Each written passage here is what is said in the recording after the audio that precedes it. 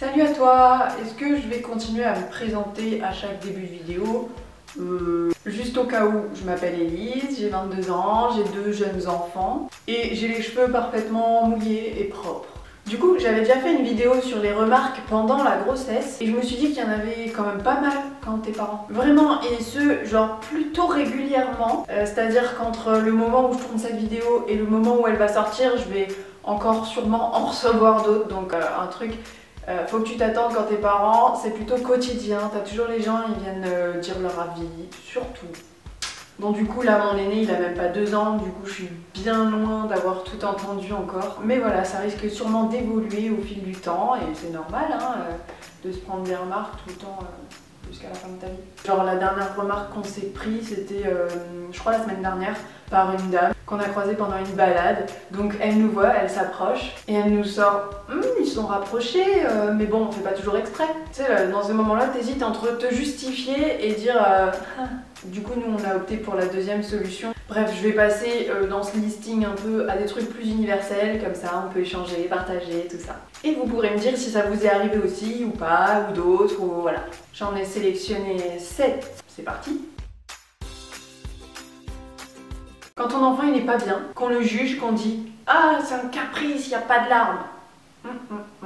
Ou genre quand l'enfant il se tait quand tu lui donnes ce qu'il a demandé, tout de suite le mec il te sort « Ah bah oui, t'as vu, c'était un caprice, là comme par hasard il s'arrête de pleurer ». Je vous invite, pour défaire cette croyance, si vous voulez, à écouter notamment le podcast « Restez calme quand notre enfant crie » de la chaîne YouTube Famille Épanouie, que du coup je mettrai en barre d'infos en description, ou encore le compte Instagram qui s'appelle Les Lunettes de Maya, je vais l'écrire ici. Donc il n'est pas question ici d'apprendre à éduquer son enfant, il est question plutôt de s'informer sur la psychologie de l'enfant, sur des choses qui ont été étudiées et qui sont nouvelles uniquement parce qu'avant c'était pas traité comme sujet. Après vous prenez l'info ou pas, vous en faites ce que vous voulez. Personnellement je montre à mon enfant que son émotion sur le moment n'a pas à être décrédibilisée, sans pour autant dire amen à tout ce qu'il fait. Et comme dit Amélie, donc de la chaîne YouTube Famille Épanouie, ignorer l'émotion de l'enfant, ne pas l'écouter, décrédibiliser, tout ce que j'ai dit là,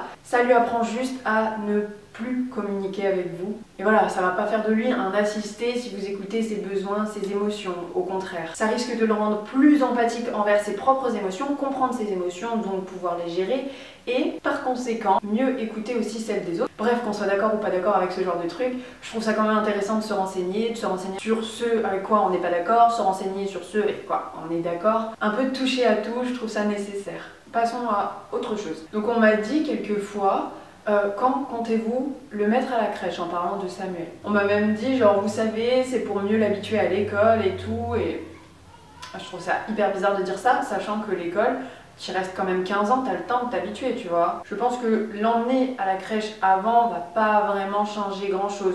Peut-être que l'enfant à la crèche aura plus de facilité après à aller à l'école, mais c'est pareil quand tu vas le mettre à la crèche, il aura des difficultés à s'adapter, enfin comme tout changement d'environnement. Donc qu'il ait des difficultés à s'adapter à la crèche ou qu'il ait des difficultés 1 an, 2 ans plus tard à s'adapter à l'école, je vois pas vraiment ce qui pourrait être intéressant là-dedans. Mais bon, dites-moi, hein, on sait jamais. Après, oui, je pense que la crèche a plein d'avantages, mais tout comme le garder avec soi. Ou alors le confier à une assistante maternelle, une nounou, etc. Je pense que chaque truc a son avantage et que faut tout simplement s'écouter, écouter le besoin de l'enfant, écouter le besoin du parent, ou alors tout simplement, t'as pas le choix de le mettre à la crèche ou t'as pas le choix de le garder avec toi. C'est pour ça que c'est bizarre un peu de donner son avis là-dessus alors qu'on n'est pas en pleine conscience de ce que vit la famille. De toute façon, j'ai envie de dire que tu le gardes avec toi, que tu le mettes en crèche, en nounou, etc. Il y aura toujours un imbécile derrière qui viendra te casser et dire que tu fais n'importe quoi, voilà. Alors madame, monsieur qui aime commenter la vie des gens, s'il te plaît, arrête. Je pense que j'ai été convaincante là. Donc mes enfants iront peut-être à la crèche, peut-être pas. Je pense qu'il n'y a pas de meilleure solution, voilà. On s'adaptera à la situation sur le moment venu. Si un jour on a besoin de le mettre à la crèche, on le mettra à la crèche. Si on n'a jamais besoin de le mettre à la crèche, on le mettra pas à la crèche et il ira directement à l'école. Et peut-être qu'il mettra quelques jours à s'adapter. Je vous rassure, il n'y a pas que des remarques stressantes comme ça où tu as envie de secouer la personne qui te fait la réflexion, hein. Il y a aussi des trucs un peu plus cool. Par exemple, par rapport à l'allaitement, on me demande très souvent, genre je crois qu'il n'y a pas une seule personne qui m'a pas demandé, On me demande quand je compte arrêter l'allaitement. Donc il faut savoir que la plupart du temps, tu peux pas prévoir quand tu vas arrêter l'allaitement. Donc sauf si tu travailles, tu as un impératif ou tu as un souci de santé, tu as un truc qui t'empêche d'allaiter au-delà d'une date, même un souci de santé en fait, tu prévois pas. Si tu as un souci de santé qui arrête ton allaitement, c'est pas quelque chose que tu prévois. Donc au final, tout ça pour dire que je ne sais pas quand je compte arrêter. Je compte écouter les besoins de mon enfant et les miens, c'est-à-dire que quand j'en aurai marre, j'essaierai d'arrêter, ou quand ma fille en aura marre, j'arrêterai. Après, je pense aussi que certains doivent se dire, bon, j'allaite jusqu'à 6 mois parce que l'OMS recommande. En tout cas, de ce que j'ai pu voir, la plupart du temps, s'il n'y a pas d'impératif, la personne arrête d'allaiter quand elle ne se sent plus d'allaiter ou quand le bébé ne se sent plus d'être allaité. Autre réflexion, c'est genre quand on te dit « Quoi? Elle dort dans votre chambre? Quoi ?» Du coup, oui. Et je vais parler de l'OMS d'ailleurs, qui recommande aussi que l'enfant il dorme jusqu'à 6 mois dans la chambre du parent. Par rapport à la mort subite du nourrisson, tout ça. De toute façon, je pense que même si l'enfant ne dort pas jusqu'à 6 mois dans notre chambre, on n'est jamais responsable de la mort subite du nourrisson, et bref, je vais arrêter là. Du coup, nous on adhère quand même au fait de la garder avec nous jusqu'à au moins 6 mois. Quand je dis là, je parle de Lila du coup, mais on a fait ça avec Samuel aussi. Et personnellement, je dors très bien. Parce que comme j'ai dit dans une précédente vidéo, quand elle a faim la nuit, qu'elle se réveille, parce qu'elle n'est pas sevrée la nuit et que je ne sais pas quand elle sera sevrée la nuit, de toute façon je ne le saurai pas avant qu'elle le soit vraiment. Et du coup j'ai à peine à ouvrir l'œil, c'est vraiment très pratique. Quand elle sera sevrée la nuit et qu'on sentira qu'elle est un peu moins dépendante, on fera un petit test, on lui proposera une chambre qui n'est pas la nôtre, et on verra sur le moment. Pour continuer un peu dans cette lancée, il y a le tu le couvres trop. Perso, je l'ai pas entendu pour moi, enfin du moins pas en face, mais je l'ai beaucoup entendu par rapport à d'autres parents, que ce soit pendant mon enfance ou après. J'ai beaucoup vu ce jugement sur d'autres parents et je trouve ça carrément injuste parce que je pense que la question mérite d'être un peu plus creusée que juste tu le couvres trop. J'ai aussi entendu un jour moi j'ai donné trop d'amour à mes enfants, du coup ils sont dépendants de moi. Alors déjà je ne pense pas que tu puisses donner trop d'amour. Je pense qu'il ne faut pas tout mélanger et que le mot amour n'a rien à faire là, que c'est pas de l'amour, que c'est de l'oppression dans ce cas-là. Mais en tout cas, trop d'amour, parce qu'en effet, tu peux être un parent totalement étouffant, hein, ça existe. Donc qui empêche l'enfant de se responsabiliser, de s'autonomiser, et qui le fera potentiellement être dépendant de toi. Ok, c'est les avions militaires qui s'entraînent pour le 14 juillet, je crois.